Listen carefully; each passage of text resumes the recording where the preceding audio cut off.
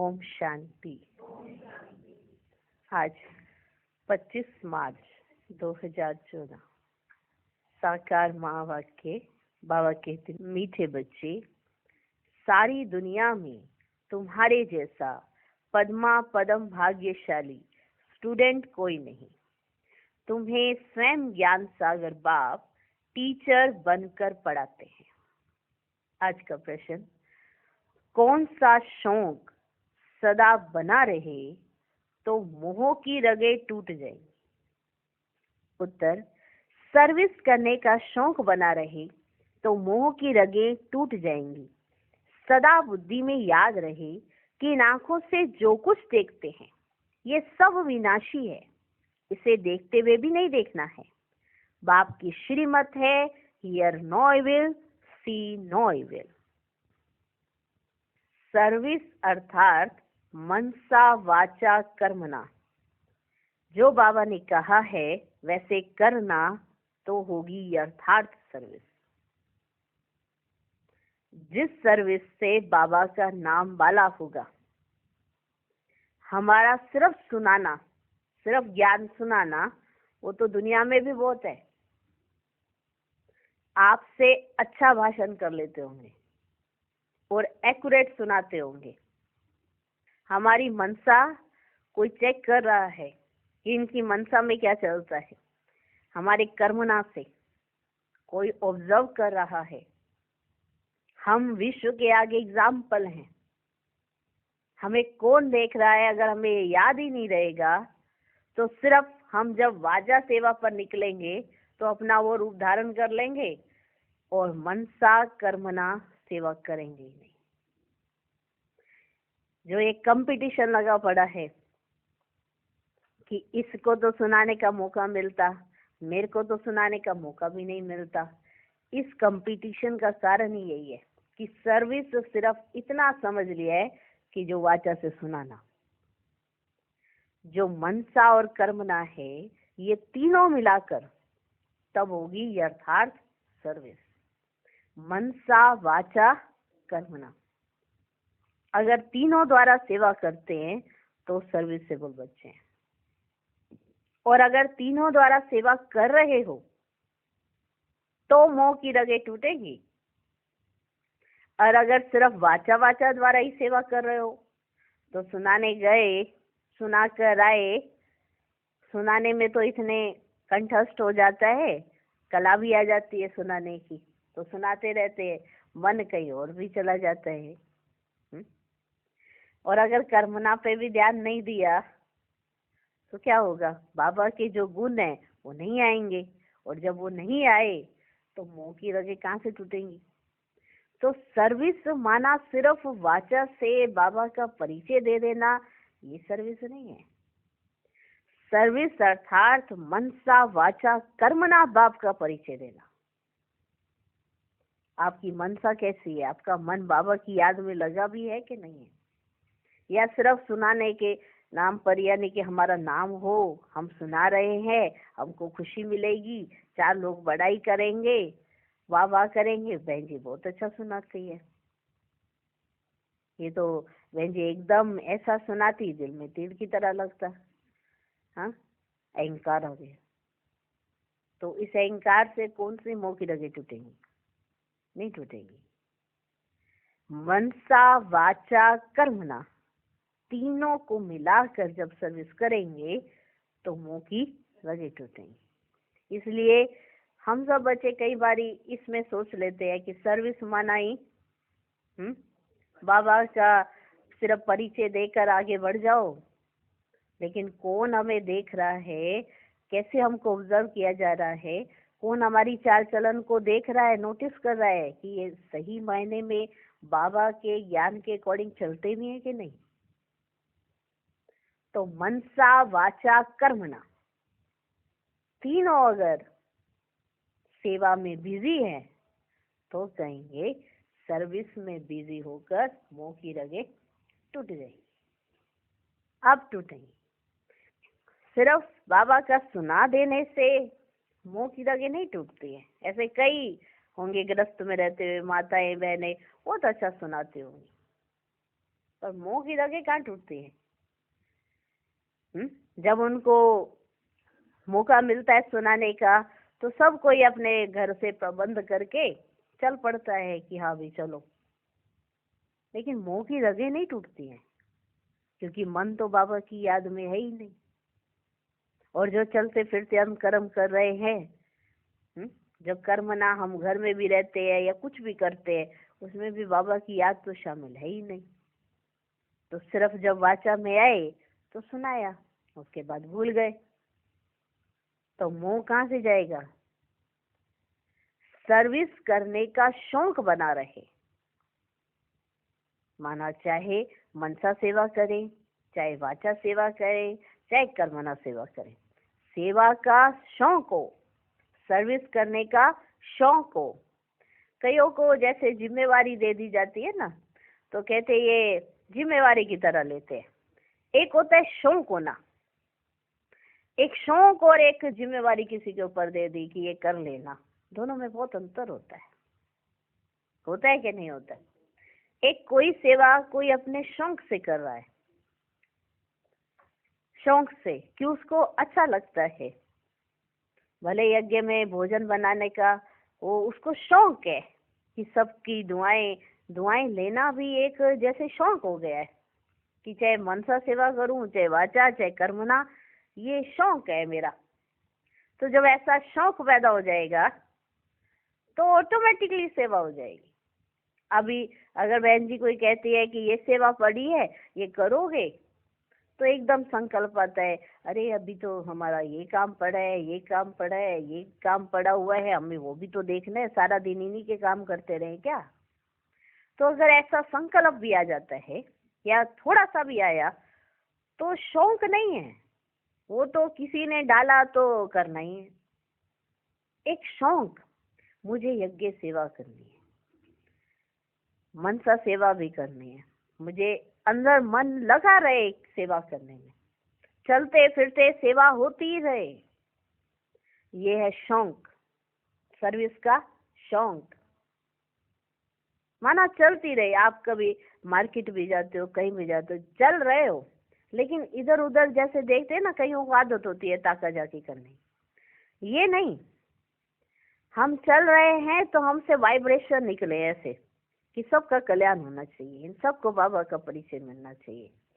तो वाचा से तो नहीं दे सकते ना इतनी जगह जाके, तो मनसा से ही कर सकते हो ना।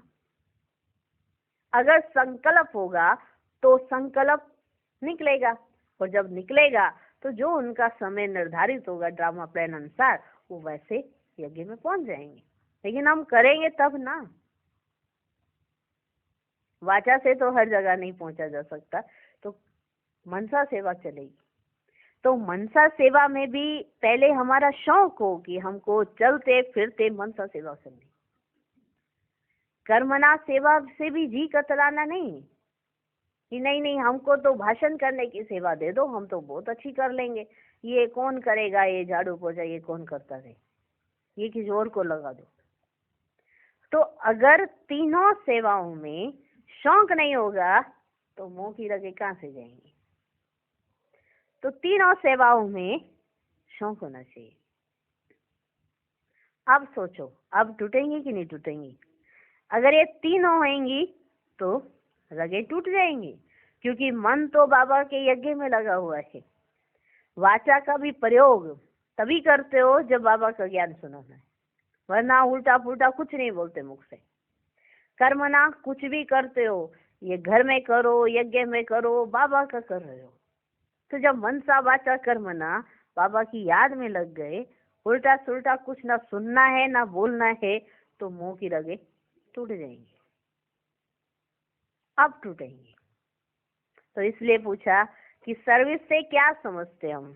सर्विस शब्द आता है तो सभी, ज्यादातर बच्चे, हम सब बच्चे ऐसे ही सोच लेते हैं कि बाबा ने कहा है वाचा सेवा करनी है, बाबा ने कहा है वाचा सेवा करनी है, पर साथ साथ तीनों तरह से सेवा करनी है, मनसा वाचा कर्मणा, ये भूलना नहीं है। क्योंकि हम देखो कितने भाग्यशाली, पद्मा पदम भाग्यशाली ऐसे स्टूडेंट हैं जिनको भगवान बैठकर पढ़ाता है। ये बात को अगर सोचे भी तो रोंगटे खड़े हो जाने चाहिए।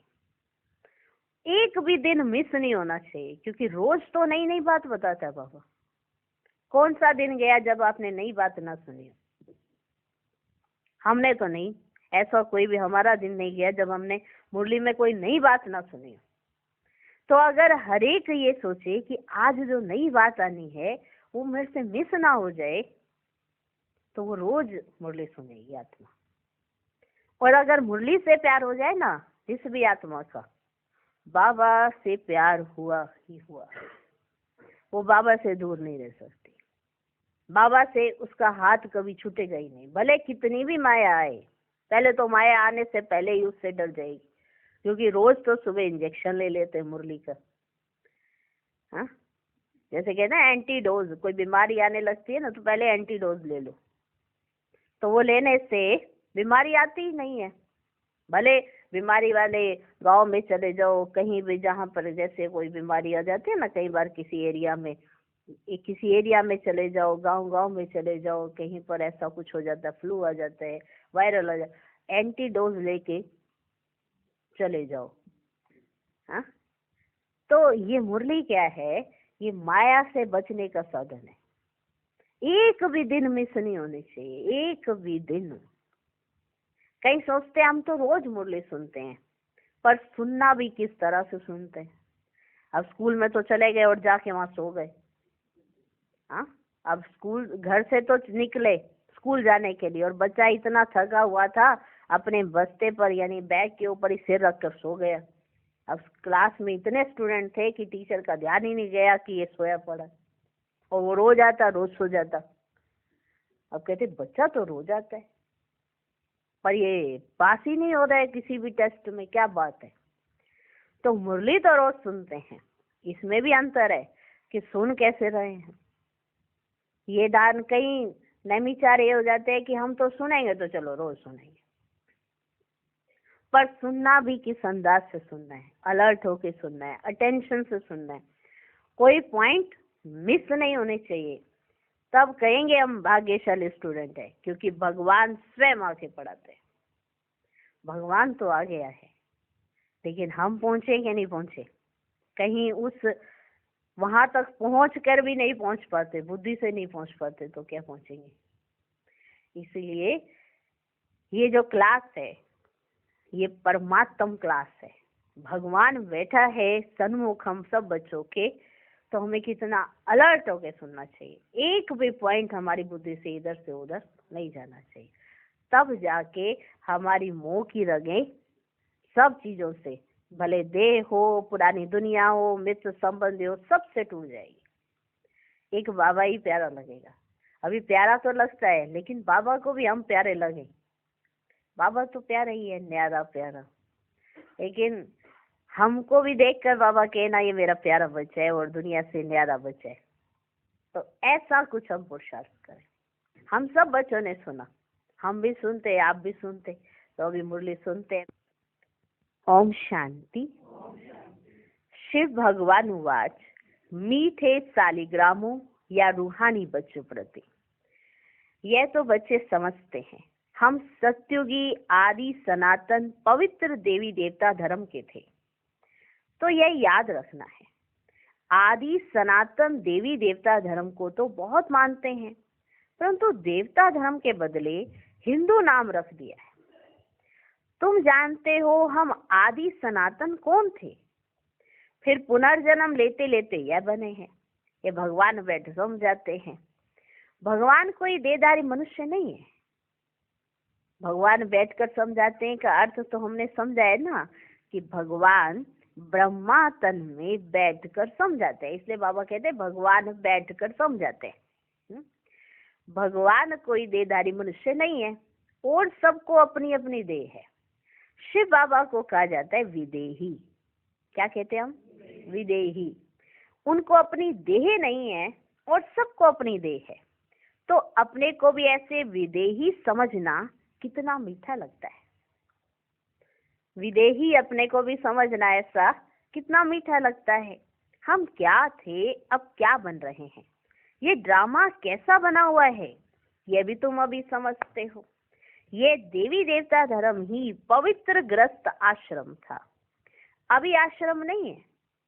तुम जानते हो अभी हम आदि सनातन देवी देवता धर्म की स्थापना कर रहे हैं। हिंदू नाम तो अभी रखा है, आदि सनातन हिंदू धर्म तो है नहीं। बाबा ने बहुत बार कहा है आदि सनातन धर्म वालों को समझाओ, जो आदि सनातन धर्म के है ना उन्हों को समझाओ। बोलो इसमें लिखो आदि सनातन देवी देवता पवित्र धर्म के हो या हिंदू धर्म के हो। आदि सनातन देवी देवता धर्म के हो या हिंदू धर्म के हो, ऐसा लिखो तो उनको 84 जन्मों का मालूम पड़े। ये नॉलेज तो बहुत सहज है, सिर्फ लाखों वर्ष कहने से ना मनुष्य मूंझ पड़ते। ये भी ड्रामा में नूंद है, सतो प्रधान से तमो प्रधान बनने का भी ड्रामा में पार्ट है। देखो बाबा हमें कैसे समझाते हैं कि कैसे हम क्या थे अभी क्या हो गए। ये आदि सनातन देवी देवता धर्म वाले और हिंदू धर्म, इन दोनों का कंट्रास्ट बैठ के समझाओ। देवता धर्म वाले ही 84 जन्म लेते लेते कितने छीछी बन पड़े। पहले भारत कितना ऊंच था, भारत की महिमा करनी चाहिए। अब फिर तमो प्रधान से सतो प्रधान, पुरानी दुनिया से नई दुनिया जरूर बननी है। आगे चलकर तुम्हारी बात को समझेंगे जरूर। बोलो घोर नींद से जागो। क्या बोलो? घोर नींद से जागो। बाप और वर्षे को याद करो। तुम बच्चों को तो सारा दिन खुशी रहनी चाहिए।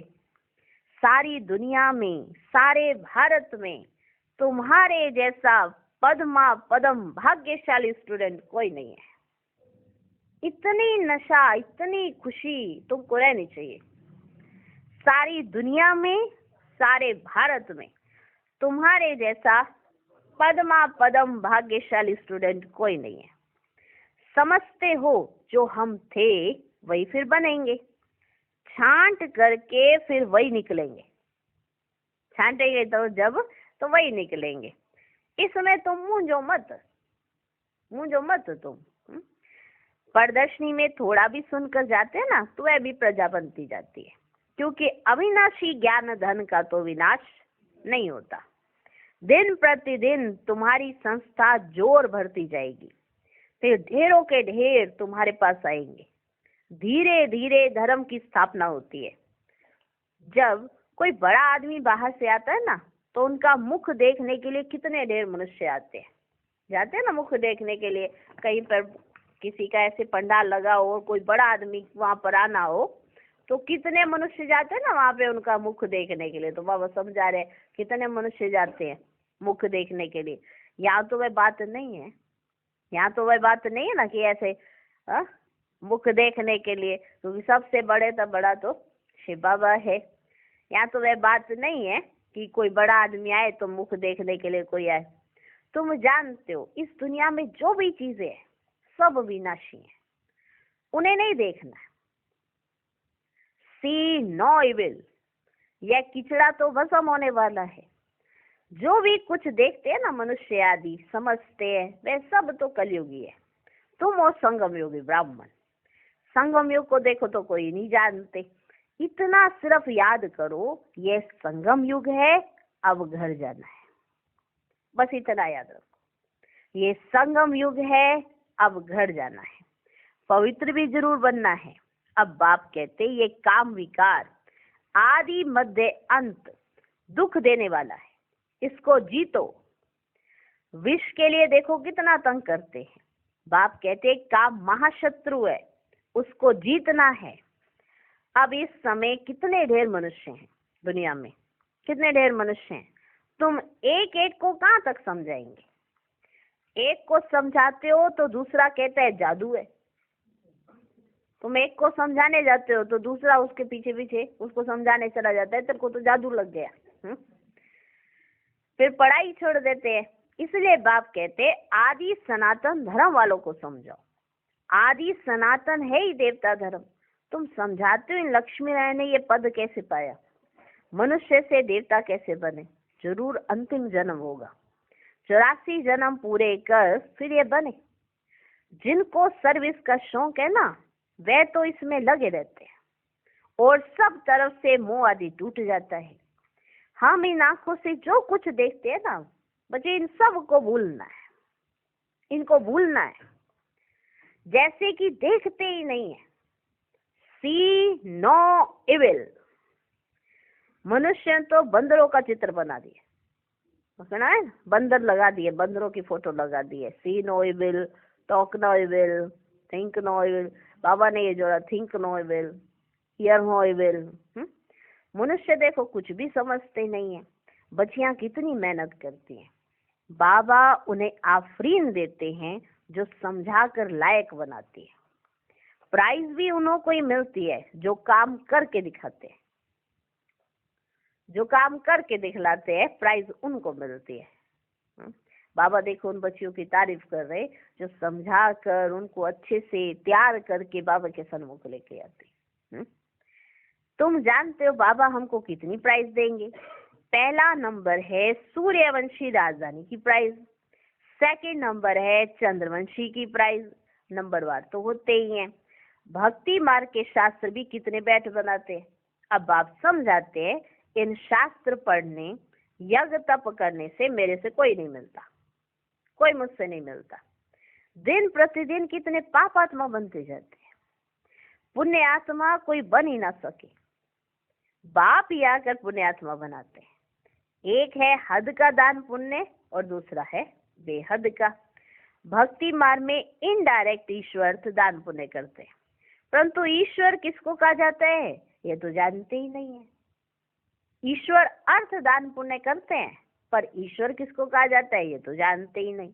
अभी तुम जानते हो, तुम कहते हो कि शिव बाबा ही हमको क्या से क्या बनाते हैं। भगवान तो एक ही है ना, उनको फिर सर्वव्यापी कह दिया है, तो उनको समझाना चाहिए कि यह तुम लोगों ने क्या किया है। तुम्हारे पास आते भी हैं, थोड़ा सुनकर बाहर गए, खल्लास। आते हैं, सुनते हैं, थोड़ा सुना, अच्छा अच्छा करते और फिर बाहर जाते, खल्लास। यहाँ की यहाँ रही, सब भूल जाते हैं। तुमको कहते ज्ञान तो बहुत अच्छा है, बहुत अच्छा ज्ञान है आपका, हम फिर आएंगे, हम फिर आएंगे। परंतु मोह की रगे टूटती नहीं है। मोह जीत राजा की कथा कितनी अच्छी है। मोह जीत राजा फर्स्ट क्लास ये लक्ष्मी नारायण है, परंतु मनुष्य समझते ही नहीं है। वंडर है ना, समझते ही नहीं है। रावण राज्य में सीढ़ी उतरते एकदम नीचे गिर जाते। बच्चों का खेल होता है ना, ऊपर चढ़ना नीचे उतरना, एक खेल है ना। ऊपर जाकर फिर नीचे गिरते हैं। ऐसे बच्चों का एक खेल नहीं है ऐसे करके नीचे गिरना, ऐसे पीछे से चढ़ते हैं और ऐसे ऊपर से नीचे गिरते हैं। तुम्हारा भी खेल बहुत सहज है। बाप कहते हैं अच्छी रीति धारणा करो, कोई छीछी काम नहीं करो। बाप कहते हैं मैं बीज रूप सत्य चित्त आनंद स्वरूप हूँ, ज्ञान का सागर हूँ। अब ज्ञान का सागर ऊपर बैठा रहेगा क्या? अब बाबा ज्ञान का सागर है, तो ज्ञान का सागर कब कहेंगे बच्चे? जब तक ज्ञान का सागर ज्ञान लुटाएगा नहीं तो ज्ञान का सागर कैसे कहेंगे? तो बाबा कहते ज्ञान का सागर ऊपर ही बैठा रहेगा क्या? जरूर कभी आकर ज्ञान दिया होगा। ज्ञान क्या चीज है यह भी किसको मालूम ही नहीं है। ज्ञान है क्या चीज यह भी पता ही नहीं है। वो तो कहते इतने शास्त्र वेदों इन सब को पढ़ो तो ज्ञान आएगा। बाबा कहते इन सब से मैं मिलता ही नहीं हूँ। अब ज्ञान क्या चीज है यह भी किसको पता ही नहीं है। अब बाप कहते मैं तुमको पढ़ाने आता हूँ ना पढ़ाने, तो रेगुलर पढ़ना चाहिए। पढ़ाने आता हूँ ना तो तुमको रेगुलर पढ़ना चाहिए। एक दिन भी पढ़ाई मिस नहीं करनी चाहिए। एक दिन भी कोई ना कोई पॉइंट जरूर अच्छी मिलेगी। मुरली नहीं पढ़ेंगे तो जरूर कोई पॉइंट मिस हो जाएगी। अगर पढ़ेंगे ही नहीं तो जरूर पॉइंट मिस हो जाएगी। अथाह पॉइंट्स हैं। यह भी तुमको समझाना है कि तुम भारतवासी आदि सनातन देवी देवता धर्म के थे। अभी कितने ढेर धर्म है, फिर हिस्ट्री मस्ट रिपीट। यह चढ़ने उतरने की सीढ़ी है।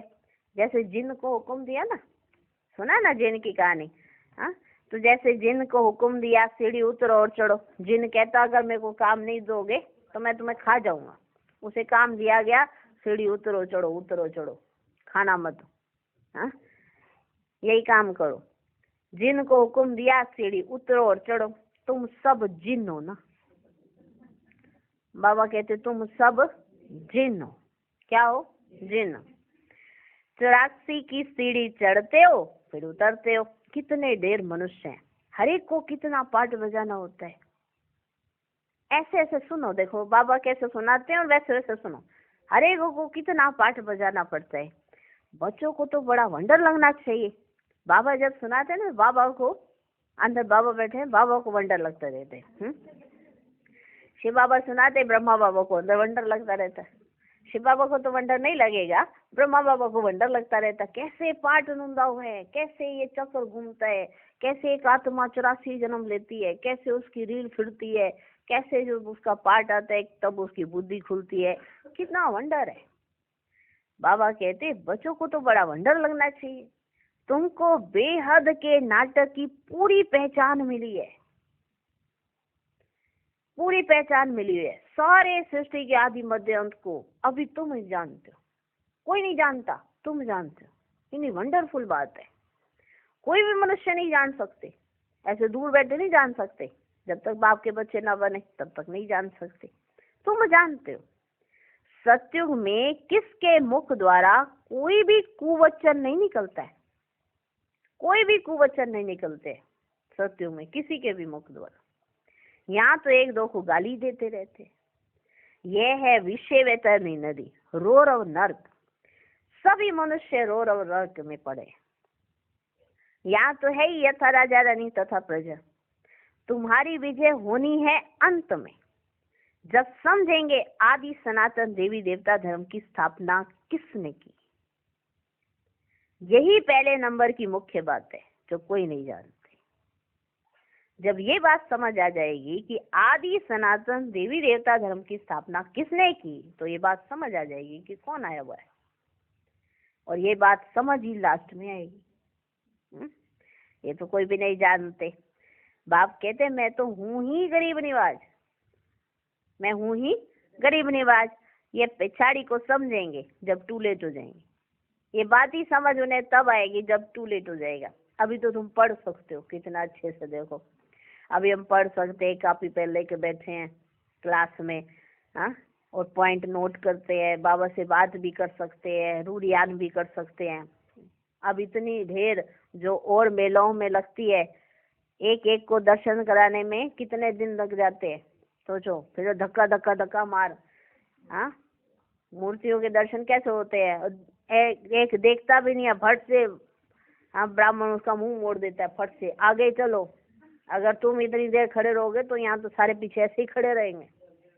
हाँ, तो कितना होता है देखो। अगर वो सारे के सारे इधर की तरफ ट्रांसफर हो जाएं, माना बाबा से मिलने आ जाएं, सोचो मधुबन घर में कैसे भीड़ लगे। तो बाबा ने बोला है ना, आबू से लेकर माउंट आबू तक ऐसे भीड़ लगेगी, लेकिन वो बाद में लगेगी। अगर ऐसे लग गई तो कोई पढ़ाई नहीं कर पाएगा। हाँ, स्कूल में तो लिमिट होती है ना, यूनिवर्सिटी में भी लिमिट होती है, कितने डेस्क हैं जितने उस हिसाब से बैठेंगे। तो यहाँ आते भी वही हैं जिन्होंने पढ़ना होता है। इसलिए बाबा कहते प्रजा तो ढेर बन जाती है, लेकिन अगर समझाना है तुम्हें तो ये पॉइंट पे समझाओ अच्छे से कि आदि सनातन देवी देवता धर्म किसने स्थापन किया।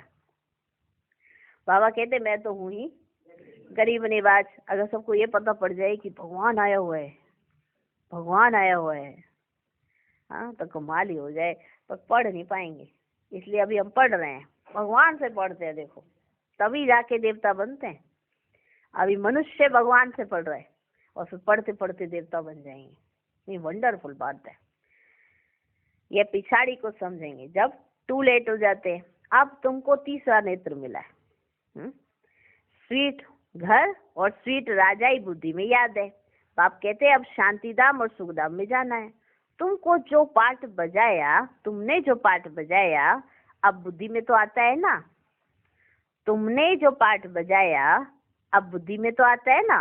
और सब मरे पड़े हैं सिवाय तुम ब्राह्मणों के, बाकी सब मरे पड़े। सिवाय तुम ब्राह्मणों के। ब्राह्मण ही खड़े हो जाएंगे, ब्राह्मण ही सौ देवता बनते हैं। ये एक धर्म स्थापन हो रहा है। और धर्म कैसे स्थापन होते हैं ये भी तुम्हारी बुद्धि में है। देखो कितनी सारी नॉलेज तुम्हारी बुद्धि में है। अभी इतना सारा ज्ञान ज्ञान सागर ने आकर दे दिया। अब हम कहेंगे कि बाप ज्ञान का सागर है, क्योंकि इतना सारा ज्ञान है। किसी भी पॉइंट पे कोई भी पूछे, किस घड़ी भी पूछे, तो बाबा का ज्ञान इतना है कि बाबा ने बुद्धि में इतना ज्ञान बिठा दिया, एक्यूरेट उत्तर आ जाता है। नहीं तो कोई ट्रेनिंग करके थोड़ा बैठे हो। कोई आपसे कुछ पूछता है, आपको क्या पता वो क्या पूछेगा, लेकिन सार आपकी बुद्धि में है ना, तो ऑटोमेटिकली विस्तार अपने आप हो जाता है और आप उसको उत्तर दे देते हो। तो कमाल की बात है। देखो ये कमाल बाबा के सिवाय कोई, आप ये नहीं सोच रहा आपकी बुद्धि इतनी विशाल है तो कमाल हो रहा है। ये बाबा का कमाल है, किसी मनुष्य आत्मा का नहीं, ना हमारा ना आपका ना किसी और का। ये बाबा की कमाल है जो इतना सारा ज्ञान आज हमारी बुद्धि में है। तो याद रहना चाहिए कि ये बाबा की कमाल है। तो देखो ये धर्म कैसे स्थापन होता है वो भी तुम्हारी बुद्धि में है, और धर्म कैसे स्थापन होते हैं ये भी तुम्हारी बुद्धि में है। समझाने वाला एक बाप है। ऐसे बाप को तो घड़ी घड़ी याद करना चाहिए। देखो बाबा को कितनी उमंग आती होगी कि जिस बाप ने इतना सब कुछ लौटा दिया हमारे ऊपर, उसको हमें याद तो घड़ी घड़ी करना चाहिए। धंधा आदि भल करो, सिर्फ पवित्र बनो। बाबा ने ऐसे नहीं कहा कि धंधा धोरी छोड़ के आके यहाँ पे बैठ जाओ, ऐसा नहीं। धंधा आदि भल करो, सिर्फ पवित्र बनो। आदि सनातन देवी देवता धर्म पवित्र था, अब फिर पवित्र बनना है। चलते फिरते मुझ बाप को याद करो तो तुम सतो प्रधान बन जाएंगे। ताकत तब आएगी जब सतो प्रधान बनेंगे। आत्मा में ताकत ही तब आएगी जब वो सतो प्रधान बनेंगे। सिवाय याद की यात्रा तुम ऊंच से ऊंच पद कभी भी पा नहीं सकते हो। जब सतो प्रधान तक पहुंचेंगे तब ही पाप कटेंगे। यह है योग अग्नि, ये अक्षर गीता के हैं।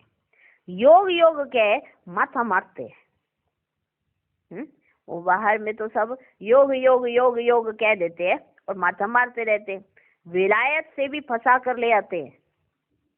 चलो हम आपको योग सिखलाएं, क्योंकि भारत तो योग के लिए प्रचलित है ही है। तो विलायत में जाते हैं, कहते चलो चलो चलो चलो हम आपको वहाँ का और यहाँ लेकर हठ योग सिखला देते हैं। राजयोग तो सिखला ना सके। हाँ, राजयोग तो उनको पता नहीं है, क्या सिखला देते हैं, हठ योग। विलायत से भी फंसा कर ले आते योग सिखलाने के लिए। अब जब तुम्हारी बात कोई समझे, परमात्मा सुप्रीम सोल तो एक ही है, वही आकर सबको सुप्रीम बनाते हैं। एक दिन अखबार वाले ऐसी ऐसी बातें डालेंगे, यह तो बरोबर है कि ये बातें डलेंगी अखबार में कि राजयोग सिवाय परम पिता परमात्मा के कोई सिखला ना सके। तो कहते हैं ना, चलो हम आपको राजयोग सिखलाते हैं। कोई मनुष्य आत्मा राजयोग सिखला नहीं सकती। राजयोग सिवाय एक परम पिता परमात्मा के और कोई सिखला ना सके, ऐसी बातें बड़े बड़े अक्षरों में डालनी चाहिए। अच्छा, मीठे मीठे सिकिलधे बच्चों प्रति माता पिता बाप दादा का याद प्यार और गुड मॉर्निंग। रूहानी बाप की रूहानी बच्चों को नमस्ते। हम रूहानी बच्चों की भी रूहानी बाप को नमस्ते नमस्ते नमस्ते। Good morning good morning good morning. धारणा के लिए मुख्य सार। पहला पॉइंट, सूर्यवंशी राजधानी की प्राइज लेने के लिए बाप दादा की आफरीन लेनी है, सर्विस करके दिखाना है, मोह की रगें तोड़ देनी है।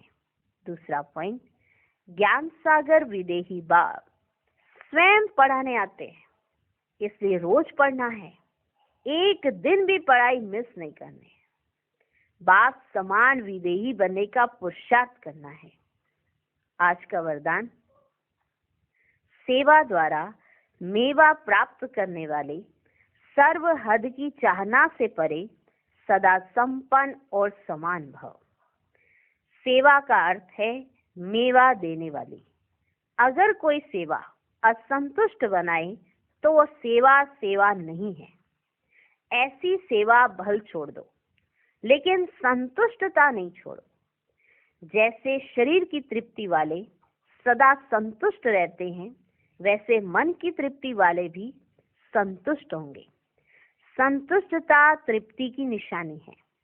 तृप्त आत्मा में कोई भी हद की इच्छा, मान, शान, सैल्वेशन, साधन की भूख नहीं होगी। वे हद की सर्व चाहना से परे सदा संपन्न और समान होंगे। आज का स्लोगन, सच्ची दिल से निस्वार्थ सेवा में आगे बढ़ना, अर्थात पुण्य का खाता जमा होना। ओम शांति।